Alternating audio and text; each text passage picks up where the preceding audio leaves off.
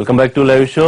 ప్రస్తుతం ఉన్న సచివాలయ భవనాలని తొలగించి అక్కడ ఆధునిక వసతులతో కొత్త సచివాలయం నిర్మించాలని తెలంగాణ ముఖ్యమంత్రి కేసీఆర్ నిర్ణయం తీసుకున్నారు. అయితే ఆంధ్రప్రదేశ్ సచివాలయ భవనాలను కూడా తమకు అప్పగించాలి ఆ భవన ప్రాంగణం అని చెప్పి ఆయన ప్రపోజల్ గవర్నర్ పెట్టారు. ఈ విషయానికి సంబంధించి సానుకూలంగానే ఉంది ఆంధ్రప్రదేశ్ ప్రభుత్వం అని నిన్న మంత్రిమండలి సమావేశంలో ముఖ్యమంత్రి వ్యాఖ్యానించినట్టుగా తెలుస్తోంది. అయితే ఘర్షణ వైఖరితో వెళ్లాలనుకోవట్లేదు, సానుకూలంగా సుహృద్భావ వాతావరణంతోనే ఉండాలని ఆంధ్రప్రదేశ్ ముఖ్యమంత్రి కూడా అభిప్రాయపడ్డారు. నిన్న విజయవాడకు వచ్చిన గవర్నర్ తో వారు ఏకాంతంగా భేటీ అయ్యారు సుదీర్ఘంగా. మరి ఇవ్వడానికి సంసిద్ధంగానే ఉన్నారా? అయితే ప్రత్యామ్నాయంగా కొన్ని భవనాలు ప్రపోజ్ చేస్తోంది తెలంగాణ ప్రభుత్వం. అలాగే ఏపీ భవన్ కూడా నిర్మిస్తూ ఉంటోంది. ఆ భవన నిర్మాణం పూర్తి అయిన తర్వాతే ఇది అప్పగించాలని ఆలోచన చేస్తున్నారా? ఒకవేళ ఇస్తే కనుక ఇక హైదరాబాద్ తో ఆంధ్రప్రదేశ్ కి ఉన్న సంబంధాలు పూర్తిగా ముగిసిపోయినట్టేనా? ఆ అంశం మీద మాట్లాడదాం. మరోవైపు చిన్న జిల్లాలకు సంబంధించి అడ్మినిస్ట్రేటివ్ వ్యవహారానికి సంబంధించి నారా లోకేష్ తెలుగుదేశం పార్టీ జాతీయ ప్రధాన కార్యదర్శి చేసిన కామెంట్స్ మీద నిజామాబాద్ ఎంపీ కవిత నిన్న వ్యంగ్యంగా విమర్శించారు.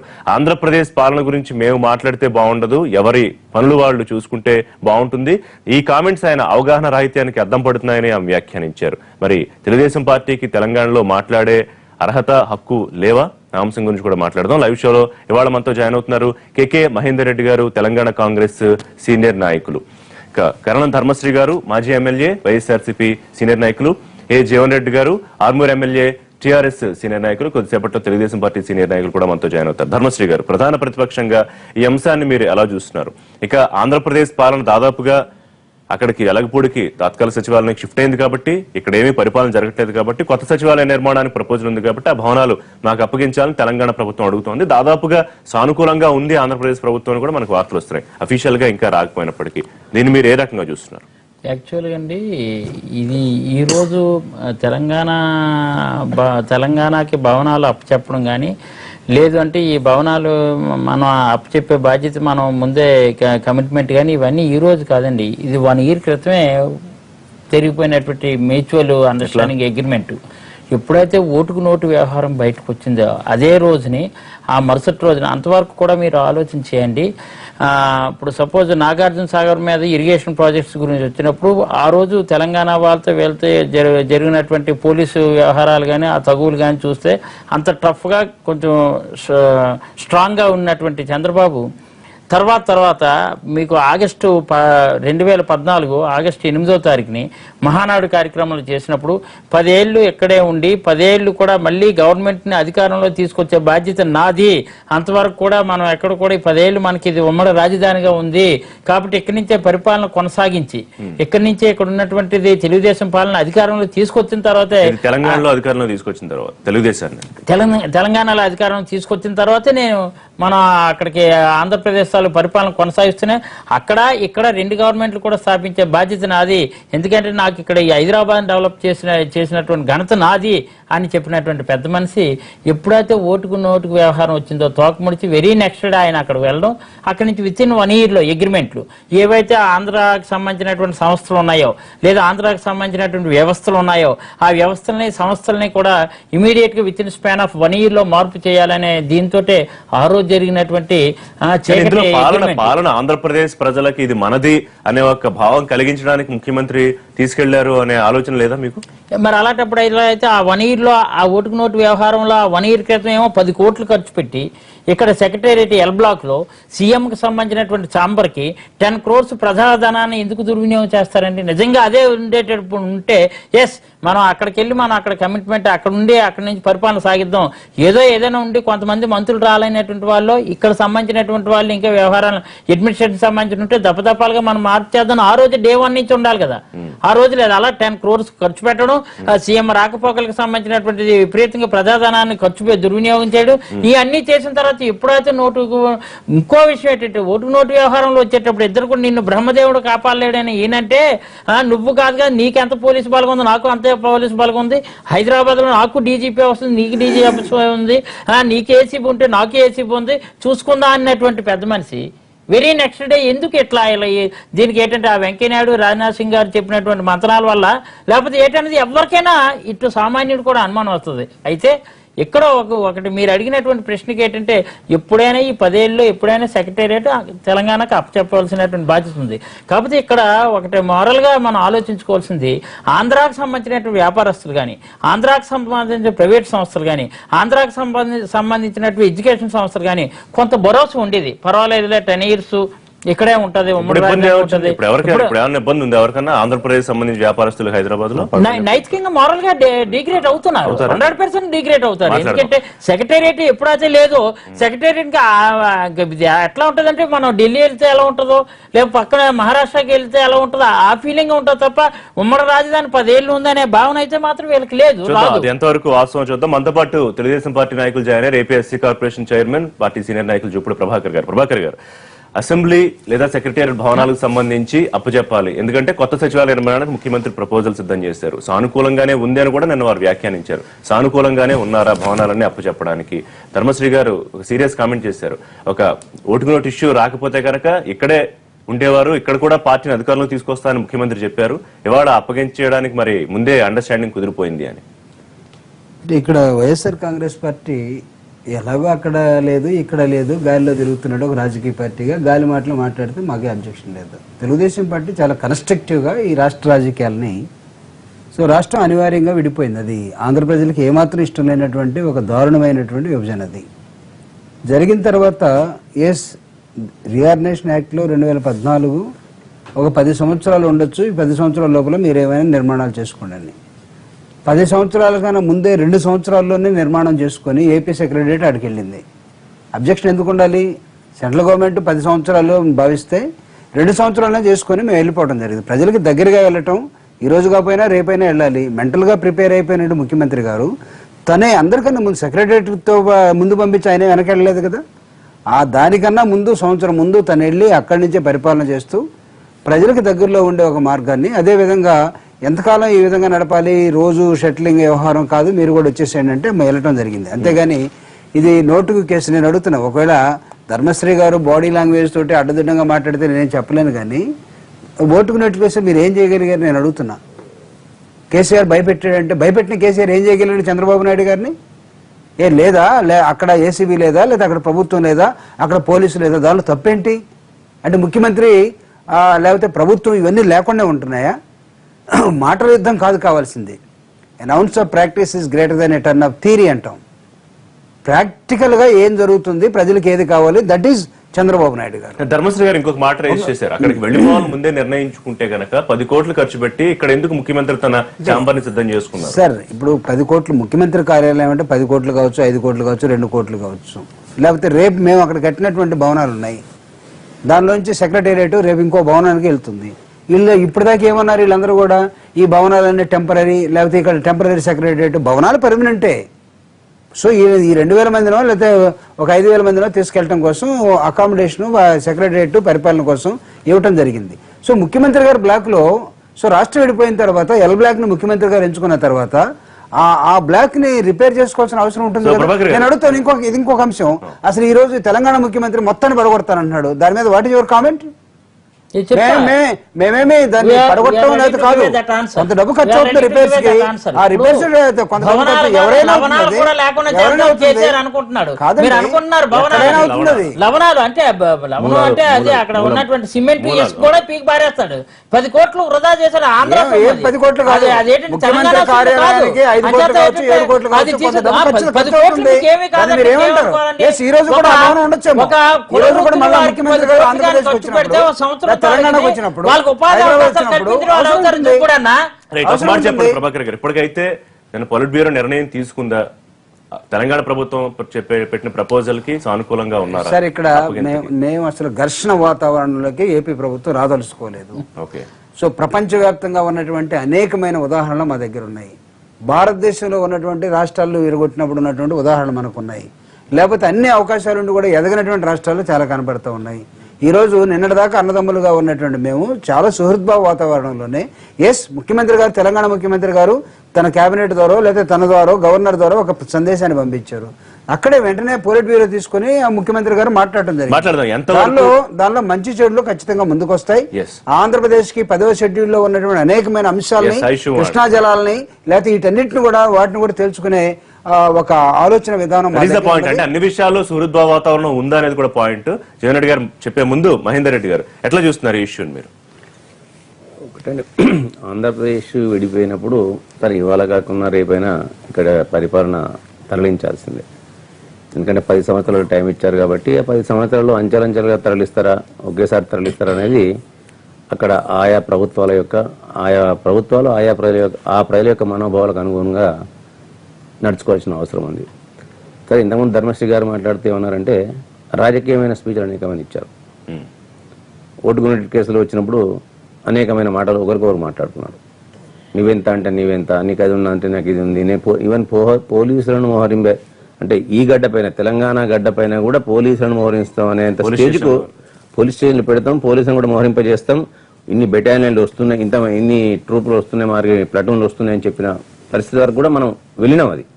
అది చూసిన తర్వాత అతను మాట్లాడితే ఏమనంటే మహానాల్లో ఈ గడ్డ పైన 10 ఏళ్ళ దాకా నాకు హక్కు ఉంది, కేంద్ర ప్రభుత్వం ఇచ్చిన హక్కు, విభజన చట్టంలో నాకున్న హక్కు, ఈ హక్కును నేను వినియోగించుకుంటా, ఇక్కడ తెలుగుదేశం క్యాడర్లో ఒక రకమైన మోరల్ బూస్టింగ్ నింపడానికి మిమ్మల్ని కూడా అధికారులకు తీసుకొచ్చి మిమ్మల్ని వచ్చేయనని చెప్పి మాటలు చూసినట్టయితే ఏమనుకున్నారంటే ప్రజలంతా కూడా ఆయనకి ప్రజలు అనుకోకుండా తన క్యాడర్ కానీ వాళ్ళు కానీ ఏమనుకున్నారంటే అరే 10 సంవత్సరాలు ఇక్కడే ఉంటాడు భరోసాగా, మాకు భరోసా ఉంటుందని వాళ్ళు భావించాము. కానీ ఎంత భావించినప్పటికీ కూడా ఒక అధికారంలో ఉన్న పార్టీ కాబట్టి, ఒక ముఖ్యమంత్రి కాబట్టి తప్పకుండా జూపిడాన్ని మాట్లాడినట్టు ఇటు నుంచి అటు షటిల్ చేయడం అనేది చాలా కష్టమైన పని. ఇప్పుడు ముఖ్యమంత్రి హోదాలో తను ఉండి అక్కడ ఎన్ని నిర్ణయాలు తీసుకున్నారు, ఆ ప్రజలకి కాన్ఫిడెన్స్ ముఖ్యమంత్రి గారు అక్కడ ఉండి అధికార యంత్రాంగం అంతా ఇక్కడ ఉండి ఇక్కడ నుంచి ఫైల్ అన్ని అక్కడికి మూవ్ అవ్వకుంటూ ఆ కమ్యూనికేషన్ లోనే మినిమం ఒక 1 వీక్ 10 డేస్ టైం కాలయాపన జరుగుతుంది. ఆ కాలయాపన ధరంలో నిర్ణయాలు తీసుకున్నప్పటికీ కూడా ఇంప్లిమెంటేషన్ లో డిలే జరుగుతుంది. కాబట్టి ఒక అధికార పార్టీ అనుకోండి, అధికారంలో ఉన్న పార్టీ అనుకోండి, ప్రభుత్వం పోయి అక్కడ తన యొక్క అడ్మినిస్ట్రేషన్ స్టార్ట్ చేయడం వల్ల ఆ చుట్టుపక్కల అభివృద్ధి జరుగుతుంది, అక్కడ ఉన్న వాళ్ళకి కూడా అనేకమైన సదుపాయాలు మెరుగవుతాయి, అదే మాదిరిగా వాళ్ళకు ఎంప్లాయ్మెంట్ అనేది ఇవన్నీ స్టార్ట్ అవుతాయి. ఇవన్నీ ఒకెత్తు అయినట్టయితే మాట్లాడిన మాటలు తీసుకున్నట్టయితే ఇద్దరు కూడా ఇలా భవనాలు తీసి ఇవ్వడం అనేది ఇవాళ కాకుండా రేపు జరగాల్సిన అంశం, అది నిర్వివాద అంశం. ఇవాళ కాకుండా ఇంక 2 ఏళ్ళక 3 ఏళ్ళక 4 ఏళ్ళక 10 ఏళ్ళ లోపైతే ఇచ్చి వెళ్లాల్సిందే. కాబట్టి ఎకాయకిన ఇవాళకి ఇవాళ నిర్ణయం తీసుకోవడం వెనుక ఉన్న మర్మం ఏంటి, అర్థం ఏంటనేది ప్రజలు అంటే కాదు కదా. ఇక్కడ రెండు, ఒకటి ముఖ్యమంత్రి కొత్త సచివాలయ నిర్మాణానికి ప్రపోజల్ పెట్టారు, ఆల్రెడీ ఆంధ్రప్రదేశ్ పరిపాలన ఇక్కడి నుంచి అక్కడ షిఫ్ట్ అయింది, సో ఆ భవనాలు ప్రస్తుతం నిరుపయోగంగా ఉన్నట్టే. సో ఇప్పుడు ఇవ్వడంలో దాంట్లో అభ్యంతరం ఏముందనేది పాయింట్. సార్ అంటే ఏకాయజ్ఞ నిర్ణయం, నేను దాన్ని తప్పుపట్ట, వీళ్ళని తప్పుపట్టలేనే, వాళ్ళని తప్పుపట్టలే. నేను ఏకాయజ్ఞ నిర్ణయాలు ఇప్పుడు ఓవర్ నైట్ తీసుకునే నిర్ణయాల మీద ఎవరికైనా వస్తాయి. ఇంకా కూడా ఇంకా పూర్తి కంప్లీట్ అయిందని నేను అనుకోని ఇంకా చంద్రబాబు నాయుడు గారు దాన్ని ఇవ్వదలుచుకోకుంటే దానిలో ఇంకోటి చెత్తనైనా వేసి తాళం వేసుకొని పోతారు. ఆయన చంద్రబాబు నాయుడు ఇవ్వదలుచుకోకుంటే చెత్తనైనా వేసి తాళం వేసుకొని పోతారు.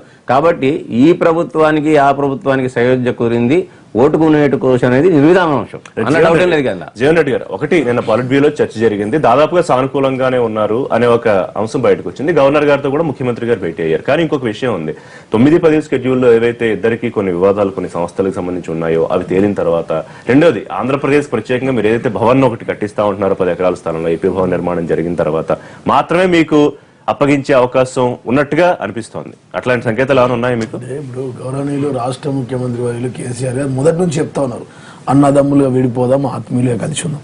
ఎప్పుడు కూడా ఒక చీమకు కూడా హాని చేయలేం. మేము ఈ ప్రాంతంలో నివసిస్తున్నటువంటి చిన్న ఏ వ్యక్తి కూడా హానికి జరిపిన సంఘటనలు లేవు. ఇలా చాలా స్పష్టంగా అక్కడ ముఖ్యమంత్రి గౌరవనీయులు చంద్రబాబు గారు వాళ్ళు ఏమనుకుంటున్నారు, ప్రజలకు చేరువై ఉండాలా, ప్రజల వద్దకు పాలన ఉండాలా, ప్రజలకు అతి దగ్గరలో ఉండాలా, ఆ ప్రాంతాన్ని అభివృద్ధి చెందాలా, చెందించాలా, నూతనంగా భవన నిర్మాణం చేసుకోవాలా, అక్కడి నుంచే పరిపాలన కొనసాగించుకోవాలనుకుంటారు. ఆ ముఖ్యమంత్రి ఆ రాష్ట్రంలో అక్కడే ఉండి పరిపాలన కొనసాగించుకుంటారన్నప్పుడు ఇంకా ప్రతిపక్షాలు ఇతరులకు మాట్లాడడానికి హక్కు ఎక్కడ ఉందండి? ఒక రాష్ట్ర ముఖ్యమంత్రి అక్కడి ప్రజలకు దగ్గర కావాలనుకుంటారు.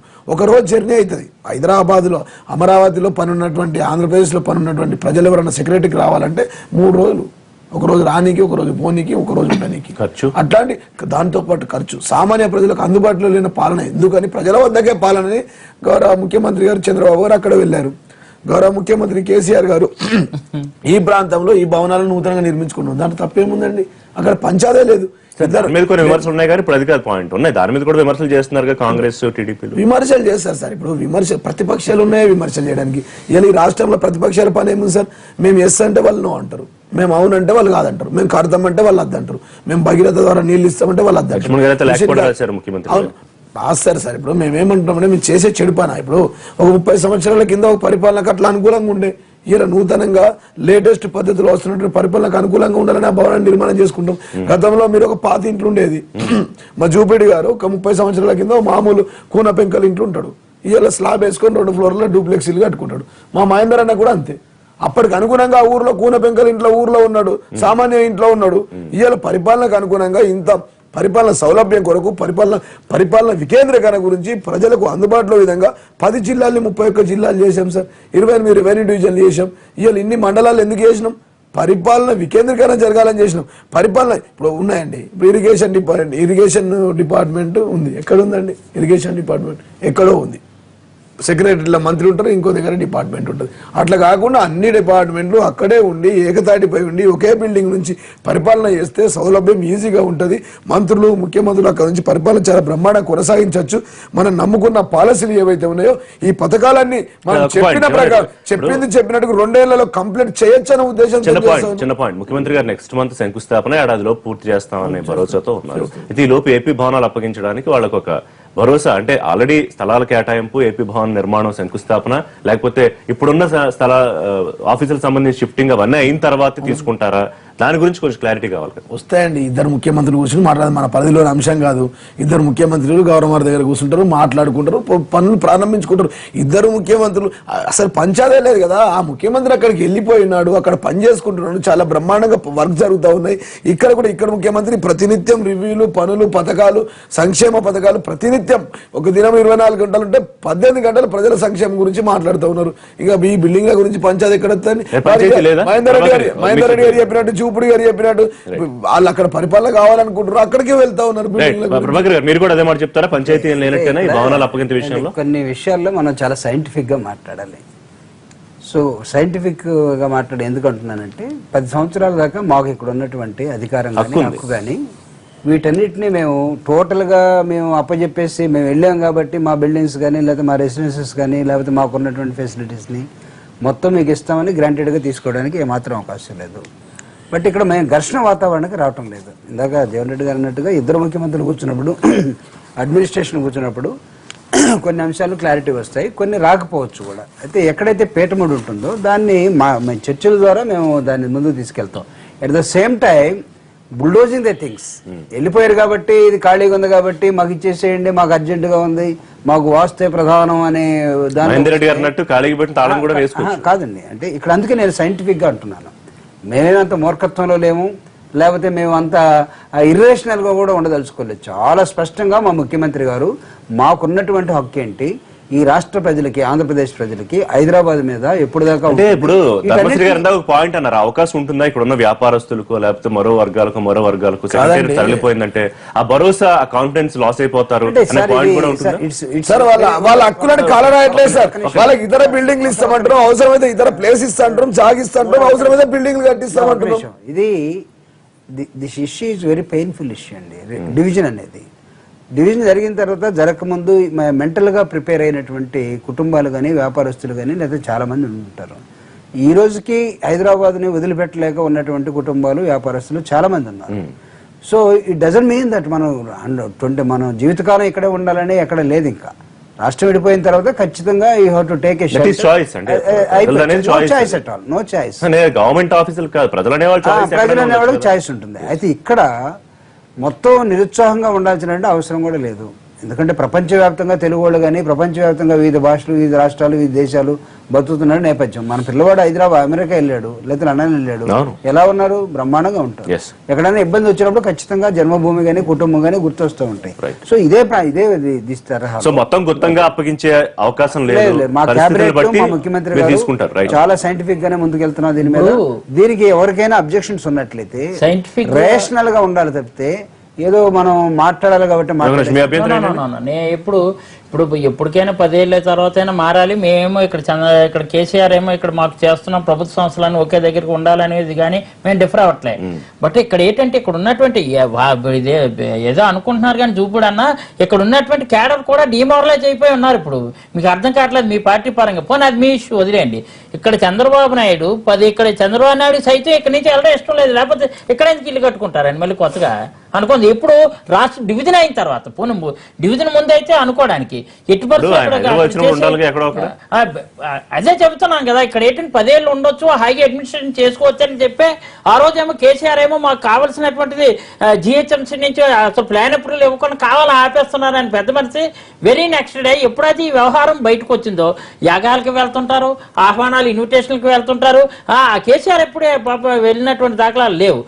ఎప్పుడో ఏదో ఏంటంటే ఏదో ఉన్నప్పుడు ఏదో వెళ్ళడం, ఆయన 2-3 సార్లు వచ్చారు కాబట్టి వాసారి వెళ్ళకపోతే బాగోదని చెప్పి అలా రాజధాని దీనికోసం ఆయన అంటే ప్రత్యేకించి ప్రైమ్ మినిస్టర్ వచ్చారు కాబట్టి ఇవన్నీ కూడా నేను రాజకీయ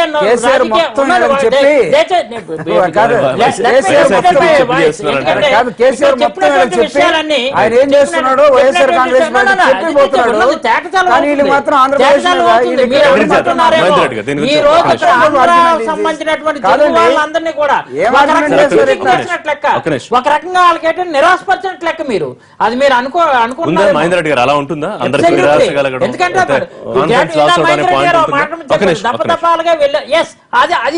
అది మంచిది. ఒకేసారి ఒక ఇల్లు అని పీకి పారేసి మీరేమో ఇంకొక సందులో ఇస్తున్నాం, లేదా ఒక మా దగ్గర పంచోత అంటారులేండి చిన్న గదిని, ఆ పంచోతలో పడసేస్తున్నాం అంటే ఇక్కడ ఇచ్చింది అక్కడ ఇస్తా ఉంటే ఈ ఫీలింగ్ ఆ ఫీలింగ్ రాదు. ఒక ఇల్లు ఒక స్ట్రీట్ నుంచి ఇంకో స్ట్రీట్ మారితేనే డిఫరెంట్ అనిపిస్తుంటది. సోదరుడు జీవన్ రెడ్డి గారు మాట్లాడుతూ పెంకుటిల నుంచి డాబా వెళ్ళకపోతాం అనేది, ఇల్లు కట్టుకోవడం కూడా ప్రతి వ్యక్తికి ప్రియారిటీ ఉంటుంది. ఆ ప్రియారిటీ ఏంటంటే తన అవసరాలు తెలియదు. ఇప్పుడు జూపూడి అన్నకు పెంకుటిల్లో ఉన్నాడు, కరెక్ట్గా ఇప్పుడున్న కాలక్రమంలో నేను పెంకుటిలో నేను గుడిసెలు కూడా ఉండొచ్చు, అన్న మా నాయన గుడిసెలు ఉండొచ్చు, నేను పెంకుటిల్కి రావచ్చు. జీవన్ రెడ్డి గారు ఒక ఆకాశ ఆర్యంలో ఉండొచ్చు, ఇప్పుడు పరిస్థితి బట్టి ఇంకో దానికి పోవచ్చు అని. కానీ నేను అనేది ఏంటంటే ఇల్లు కట్టడంలో ఒక ప్రియారిటీ ఉంటుంది. ఫస్ట్ పిల్లల చదువులు, పిల్లల పెళ్ళిళ్ళు అయిన తర్వాత ఇవన్నీ అయిన తర్వాత నా ఎక్సెస్ మనీ ఎంత ఉంది, నా బడ్జెట్ ఏందనేది ఒక డ్రా చేసుకున్న తర్వాత ఆ ఇల్లు కట్టుకుంటా, ఆ బడ్జెట్కి అనుకూలంగా బిల్లు కట్టుకుంటా. నేను లోన్ తీసుకుంటా, నాకు 20 లక్షల లోన్ వస్తుందని చెప్పి నాకు పేమెంట్ కెపాసిటీ లేకుండా నేను కట్టలేం కదా. కాబట్టి ఇవాళ కూడా ప్రభుత్వం ఏ నిర్ణయం తీసుకున్నా కానీ ప్రజల అవసరాలు, వాళ్ళ ప్రియారిటీలు ఉన్నాయి. ఇవాళ నేను ఏమంటున్నా అంటే తెలంగాణ ప్రభుత్వం కొన్ని ప్రియారిటీలు పెట్టుకున్నారు, వాళ్ళు ఇప్పుడు ఉన్నాయి. అప్పుడు ఆ ప్రియారిటీని కనుమరుగు చేసింది. ఏమంటే రైతులకు రుణమాఫీ, వాళ్ళకి ఇవ్వండి,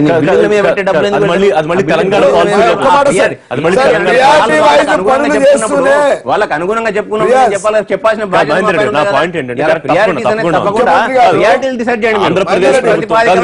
ఆంధ్రప్రదేశ్ ప్రభుత్వం తెలంగాణ ప్రజల ప్రయారిటీగా తీసుకుని దీన్ని అప్పగించే అవకాశం కూడా ఉంది. చేయొచ్చు తప్పకుండా. నేను ముందు మాట్లాడుకుంటూ చెప్పాను, తప్పు లేదు. ఇవాళ కాకుండా రేపైనా వాళ్ళు. రెండోది ఆంధ్ర బిజినెస్ మ్యాన్ పీపుల్ లో చాలా కానీ ఇక్కడ ఆంధ్రప్రదేశ్ ప్రభుత్వంలో కంబైన్డ్ రాష్ట్రంలో ఉన్న ప్రభుత్వం కంటే కూడా ఇవాళ తెలంగాణ ప్రభుత్వంలో ఆంధ్ర పెత్తందారులు కానీ ఆంధ్ర పెట్టుబడిదారులు కానీ చాలా హ్యాపీగా ఉన్నారు. ఎందుకంటే ఇవాళ ఉన్న కాంట్రాక్ట్ చూసుకున్నట్టయితే ఒక్క కాంట్రాక్టర్ కూడా తెలంగాణలో, అందరూ ఆంధ్రలో ఉన్నారు. ఇలా పరిశ్రమలు కూడా. చిన్న పాయింట్ మీ బ్రేక్ తర్వాత మాట్లాడుతూ తెలంగాణలో జిల్లాల పునర్విభజన మీద నారా లోకేష్ చేసిన కామెంట్స్ కి ఎంపీ కవిత రిటార్ట్ ఇచ్చారని దాని గురించి మాట్లాడదాం. జీవన్ రెడ్డి గారు, తెలంగాణలో తెలుగుదేశం పార్టీ ఉంది, క్యాడర్ ఉంది, వాళ్ళ కార్యక్రమాలు ఉన్నాయి, ఎమ్మెల్యేలు ఉన్నాయి. తెలంగాణలో జిల్లాల మీద లోకేష్ ఎందుకు మాట్లాడకూడదు అంటే ఇప్పుడు దానికి ముందు ఇందాక మహేందర్ రెడ్డి ఒక మాట చెప్పారు, ప్రియారిటీ వైజ్ చూసుకోవాలా సెక్రటరీ బిల్డింగ్. గౌరవనీయులు రాష్ట్ర ముఖ్యమంత్రి వాళ్ళు కేసీఆర్ గడిచిన 2.5 సంవత్సరాల నుంచి ఉన్న పథకాలన్నీ ప్రియారిటీ. తెలంగాణ ట్యాగ్ లైన్ నీళ్లు నిధులు నియామకం, నీళ్లకు ప్రియారిటీ ఇచ్చేయాల, తాగునీరు సాగునీరు రెండిటికి. మిషన్ భగీరథ, మిషన్ కాకతీయ అవి ప్రియారిటీ వైజ్ కావా? 9 గంటల కరెంటు ప్రియారిటీ వైజ్ అన్ని అయిపోయిన తర్వాత రుణమాఫీ చేసిండ్రా, రైతుల రుణమాఫీ 10,500 కోట్లు ముట్టారు. 9 గంటల కరెంట్ అన్ని ఉన్న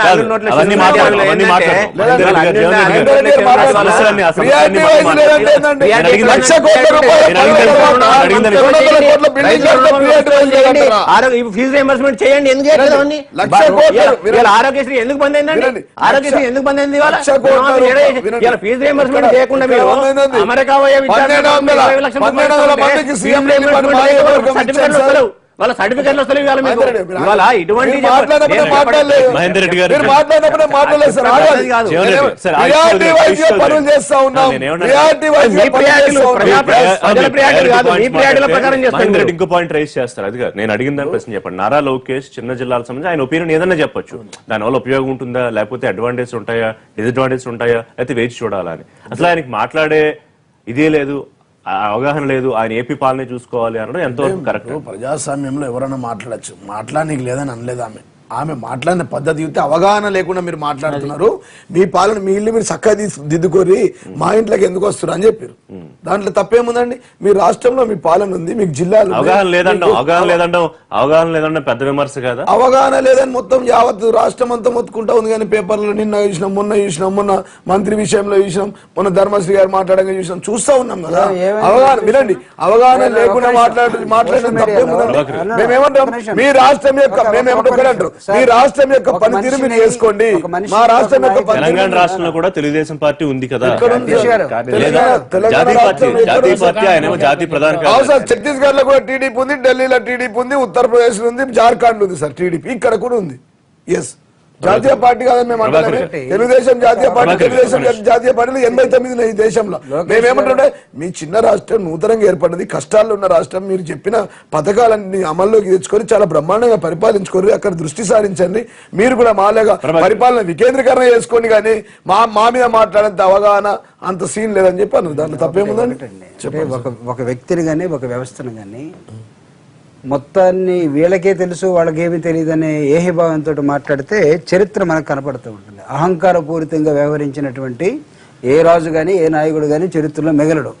లోకేష్ గారికి మాట్లాడే హక్కు లేదు, లేకపోతే లోకేష్ కి అవగాహన లేదు. మాట్లాడేవి కదా, చెప్పండి సార్. ఈ రాష్ట్రం మీద తెలుగుదేశం పార్టీకి సర్వ హక్కులు లేవని ఎవరన్నారు? పార్టీ అధికారంలో మొన్నటిదాకా ఉన్నటువంటి ప్రతిపక్షంలో ఉన్నటువంటి ఒక రాజకీయ పార్టీగా రాష్ట్రం విడిపోయిన తర్వాత వెళ్ళిపోవచ్చు. It doesn't mean that Hyderabad లో తెలంగాణలో తెలుగుదేశం పార్టీ లేదు కాబట్టి మీరు వెళ్ళిపోయారు కాబట్టి ఇక్కడ అంశాల మీద ఏం మాట్లాడడానికి వీల్లేదు. మీకు లోకేష్ గారికి ఏమాత్రం అవగాహన ఉందో లేదో సోషల్ మీడియాలో కానీ లేక ఒక నిమిషం సోషల్ మీడియాలో రాజప్ప మీద గందరగోళం చేసినట్టు వైఎస్ఆర్ కాంగ్రెస్ పార్టీ ఆఖరికి తోకముడు తప్పలేదు. ఆయన ఏం మాట్లాడలేదు అనేది బయటకు వచ్చిన తర్వాత ఎందుకు అవగాహన లేదని అంటారు? ఈ జనరేషన్ లో ఉన్నటువంటి పొలిటీషియన్స్ లో అవగాహనతోటి మొత్తం కార్యకర్తల నుంచి ఎదుగుతున్నటువంటి ఏకైక నాయకుడుగా లోకేష్ మీరు చూడాలి. మిగతా రాజకీయ పార్టీ నాయకుల్లాగా వాళ్ళ పిల్లలాగా పైనుంచి వచ్చేసి ప్రజల మీద ఉండి ఇబ్బందులు పెట్టినటువంటి వాతావరణం కాదు ఇది.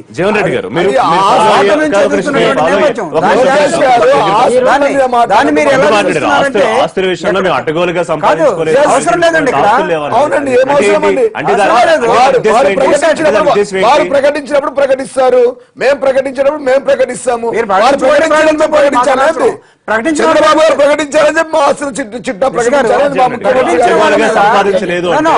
అడ్డగోలుగా సంపాదించి ప్రకటించారని అర్థమా? నాకు ఆ కామెంట్ అర్థం ఏమిటి సార్? ఇప్పుడు అడ్డగోలుగా సంపాదించారా, ఎన్ని కోట్లు ఉన్నదో ఇక వీకీలీక్స్ లో కూడా పొద్దున వాట్సాప్ లో కూడా చూసిన ఎవరి ఆస్తులు ఏమున్నాయి అన్ని వస్తాయి. ఈ రోజు కాకుండా రేపు అంతా బయటపడుతుంది. మీ ఆస్తులు వస్తాయి, మా ఆస్తులు వస్తాయి. ఎస్, మేము సమానం చెప్పేదంటే రాష్ట్రానికి కేంద్రానికి సమానం. తెలుగుదేశం పాలిట్ బ్యూరో సమావేశంలో ఒక నిర్ణయం తీసుకున్నారు. తెలంగాణలో ప్రాజెక్టులకు కూడా జాతీయ ప్రాజెక్టు హోదా కల్పించాలని కేంద్రాన్ని అడగబోతున్నాం. సో అలాంటి విషయాల్లో తెలుగుదేశం మాట్లాడొచ్చు, కానీ మిగతా విషయాల్లో మాట్లాడకూడదా? జిల్లా లాంటి విషయాల్లో అంటే వారు వ్యక్తిగత విషయాల్లో మాట్లాడినప్పుడు అన్నారండి మేము ఆస్తులు ప్రకటించాం. జిల్లాల విషయంలో కూడా అండి, ఇప్పుడు మీరు పరిపాలన కేంద్రం నుంచి మీరు జిల్లాల విభజన చేసుకోండి, మంచిగా పరిపాలన జరుగుతుంది. ఇప్పుడు డబ్బింగ్ సినిమా తీస్తున్నారు కదా సార్, తెలంగాణ రాష్ట్రాన్ని గౌరవనీయులు రాష్ట్ర ముఖ్యమంత్రి కేసీఆర్ గారిని చూసి డబ్బింగ్ సినిమా చంద్రబాబు గారు అక్కడ టీడీపీ పార్టీ తీస్తూ ఉంది. ఇది కూడా డబ్బింగ్ చేసుకొని బాగుంటుంది అని చెప్తా ఉన్నాం. కాపీ కాదు, ఏ పథకమైనా మమ్మల్ని కాపీ కొట్టారు కదా సార్. ఏ పథకం కాపీ కొట్టలేదు. ధర్మశ్రీ గారికి అడగండి. ఇప్పుడు జాతీయ పార్టీలో ఉన్నటువంటి ప్రధాన జనరల్ సెక్రటరీ గురించి మాట్లాడినందుకు జూపూడి గారికి అంత ఒళ్ళు గగురుబాటుగా అనిపిస్తే తీగా మాట్లాడతారు. జాతీయ పార్టీ అయితే జాతీయ పార్టీ మాట్లాడండి. మీ మాటల్లో ఇక్కడ చౌతి గారేమో నైతిక హక్కు లేదని అన్నప్పటికే మీకు అంత బాధ అనిపించినప్పుడు అక్కడేమో అక్కడ ఉన్నటువంటి ప్రధాన ప్రతిపక్షం అనేటువంటి నాయకుడి దగ్గర నాయకుడిని కానీ అక్కడ ఉన్నటువంటి ఎమ్మెల్యేలకు సంబంధించినటువంటి వాళ్ళు కానీ నైతిక హక్కు లేదు, వాళ్ళు మాట్లాడే హక్కు లేదు, మీరు మాట్లాడతారా? ముందు మీ కార్యకర్తలు మీ నాయకులకు చెప్పండి ముందు జూపుడు గారు, అప్పుడు మాట్లాడితే అది గౌరవంగా ఉంటది. మాట్లాడుకోండి. సరే, ఇప్పుడు ఈ విషయం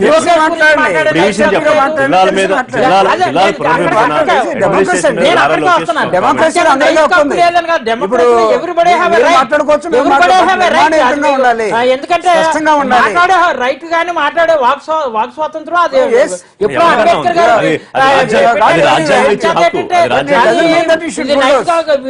మీరే అంటుంటారు మాట్లాడి తెల్లారు అచ్చున్నాడు దగ్గర నుంచి చూపుడు నైతిక హక్కు లేదని అంటుంటారు. అంటే దయచేసి అది ఒకసారి మీరు అన్వయించుకుంటే ఈ మాట అప్పుడు మీకు తెలుస్తుంది. ఉన్నదలుచుకున్నారా? మీరేమైనా టీఆర్ఎస్ వాయిస్ కేసీఆర్ గారు ముఖ్యమంత్రి గారు చెప్తున్నారు, కవిత గారు చెప్తున్నారు, మాకు అర్థం చెప్పండి. మీ ఆస్తులను ఇక్కడ ఇక్కడ అన్యాయం ఆ పాయింట్ వద్దాం. ఇక్కడ జిల్లాల వారీగా సరే, ఇక్కడ ఏంటంటే నేను భరోసా ఇవ్వడం అని కాదు, లేదంటే వకాలతో చెప్పడం కాదు, ఏదైనా జిల్లా అనుకున్నట్టు చేయగల సమర్థనాన్ని మాత్రం ఈ ఆంధ్రప్రదేశ్ లో కానీ, లేదంటే ఉమ్మడి రాష్ట్రంలో కానీ, లేదంటే అన్ని రాష్ట్రాల్లో కూడా అమ్మో కేసీఆర్ చంద్రశాసనుడు అనుకున్నట్టు చేసుకెళ్ళిపోతున్నారు అనేది మాత్రం ఉందండి. ఇది పరిపాలన సౌలభ్యం కోసం ఆ రోజు ఎన్టీ రామారావు గారు మండలాలు పెట్టారంటే పరిపాలన దగ్గర ఎందుకు చేశారని కాదు, ఆయనకి మాట్లాడడానికి అవకాశం ఉందా లేదా దాని గురించి అడుగుతున్నాను నేను.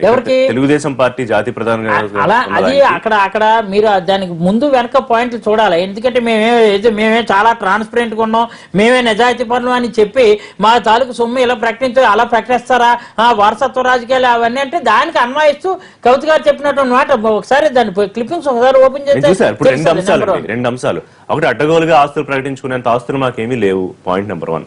పాయింట్ నెంబర్ 2, ఏపీ ప్రభుత్వం మీద విమర్శలు మేము మొదలు పెడితే చాలా మాట్లాడాల్సి ఉంటుంది, ఎవరు వాళ్ళ పాలన వాళ్ళు చేసుకుంటే బెటరు, మీ పని మీరు చూసుకోండి అని చాలా క్లియర్ గా చెప్పారు లోకేష్ గారు. ఆ రెండింటి గురించి ఇక్కడ విషయం ఏంటంటే అడ్డగోలుగా అనే దానికి ఒకటేనండి, హెరిటేజ్ తాలూకు ఆస్తులు ప్రకటించారండి. ఆ హెరిటేజ్ 450% పెరిగిపోయిందట. అంటే అధికారంలోకి వచ్చిన తర్వాత 450% రేటు పెరిగినప్పుడు తలసరి ఆదాయం ఆంధ్రాలో ఉన్నటువంటి వాళ్ళకి అంతలో కాదు, అందులో 50% కాదు 25% పెరగాలి కదా అనుకుందాం. అంటే వీళ్ళు చెప్పుకున్నటువంటి ప్రాపర్టీస్ అయితే 450% పెరిగిపోయినప్పుడు మరి అలా జీవన ప్రమాణాలు కూడా అలాగే తలసరి ఆదాయం కూడా పెరగాలి కదా, అక్కడ పెరగలేనటువంటి పరిస్థితి ఉంది. అందుకని అవన్నీ కూడా ఒక పారదర్శకత ఉన్నదని మీరు ప్రచారం చేసుకున్నారు, అది తప్పు. అలా కాదు, నువ్వు చేయవలసింది నీకు చాలా తెలుసుకోవాల్సినటువంటి చాలా ఆయన తెలంగాణ జిల్లాల మీద కామెంట్ చేయొచ్చా అక్కర్లేదా అది ఏమిటి? ప్రతిపక్ష వాళ్ళు ఎవరైనా సరే మాట్లాడవచ్చు, మాట్లాడకూడదు నేనేం దానికి డిఫర్ అవట్లే, కానీ మాట్లాడే విధానంలో ముందు వెనక కూడా మాట్లాడాలి. మేమే నిజాతి, మేమే హరిశ్చంద్రు వారసత్వం నుంచి వచ్చామంటే నవ్వు వస్తుంది.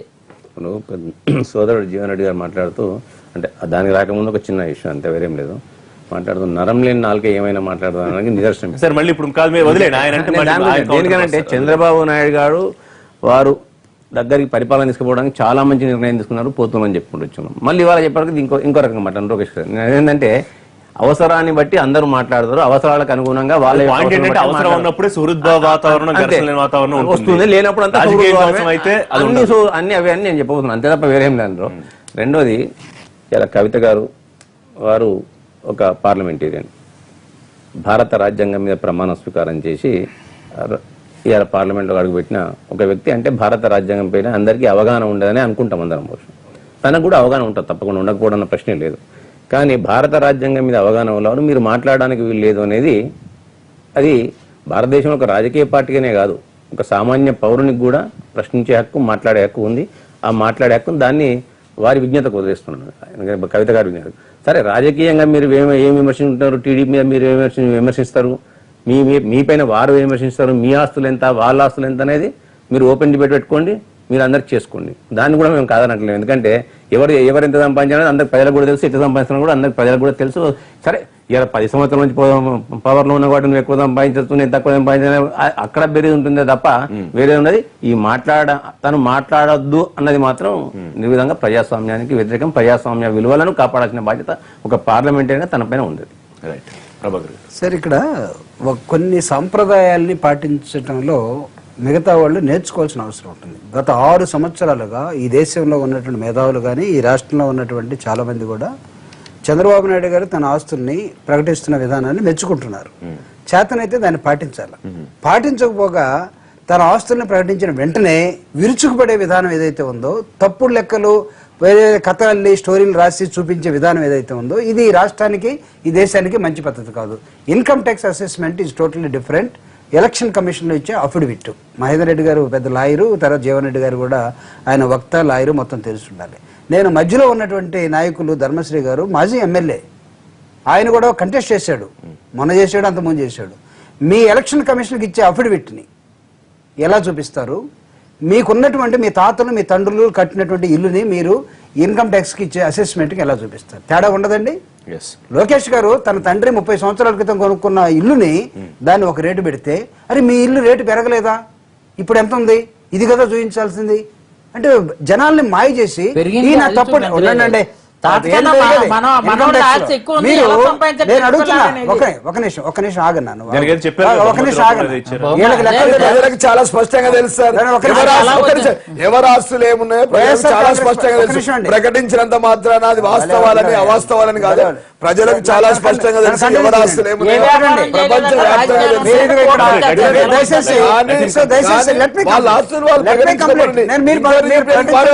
వాళ్ళు ఇన్కమ్ ట్యాక్స్ చేస్తారా? మీరు ప్రకటించండి, ప్రకటించకుండా మానుకోండి. మహేందర్ రెడ్డి గారు మీ నరం ఉందో లేదో నాలుగు తేల్చుకోండి. ఇక్కడ జీవన్ రెడ్డి గారు ప్రతిపక్ష పార్టీ ఇక్కడ ఉన్నటువంటి నాయకులకు మాట్లాడే హక్కు లేదు, అక్కడ మాత్రం గొంతు నొక్కేస్తున్నారట. నేను అడుగుతున్నా, లోకేష్ గారు తన ఆస్తులు ప్రకటించిన వెంటనే వైఎస్ఆర్ కాంగ్రెస్ పార్టీ చేతనైతే దాన్ని పాటించండి. మీకు లెక్కలు తెలియవని మేము అనుకోవట్లేదు. ఎందుకంటే మీరు దేన్ని ఎలా చూపించాలో, మీకు 1,00,000 కోట్లు ఎలా వచ్చినాయో, లేకపోతే మీ ఆడిటింగ్ ఎలా ఉందో మొత్తాన్ని తెలిసిన చరిత్ర ఇది. కానీ ప్రకటించినటువంటి వాళ్ళని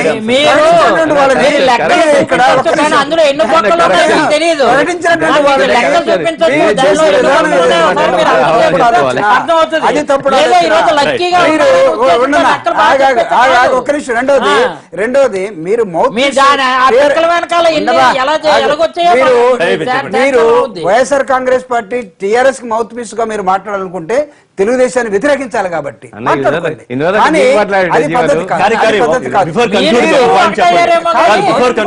చెప్పండి జీవన్ రెడ్డి గారు, ప్రభాకర్ గారు. ఇందాక నేను అడిగినట్టు సుహృద్భావ వాతావరణం అనేది ఇచ్చిపుచ్చుకోవడంలో ఉంటుంది, కానీ రాజకీయం దగ్గరకు వచ్చేటప్పుడు మాత్రం ఉండదు. అంతేనా? రాజకీయం అనేది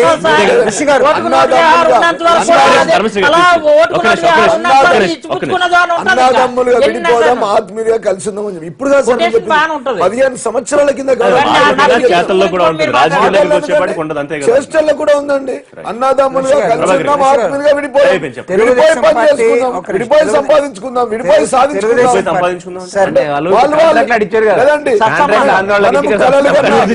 కలలు కన్నా మేనిఫెస్టోలో పెట్టిన అంశాలన్నింటినీ వారు ఆ రాష్ట్రంలో చేయాలి, మేము ఈ రాష్ట్రంలో చేయాలి.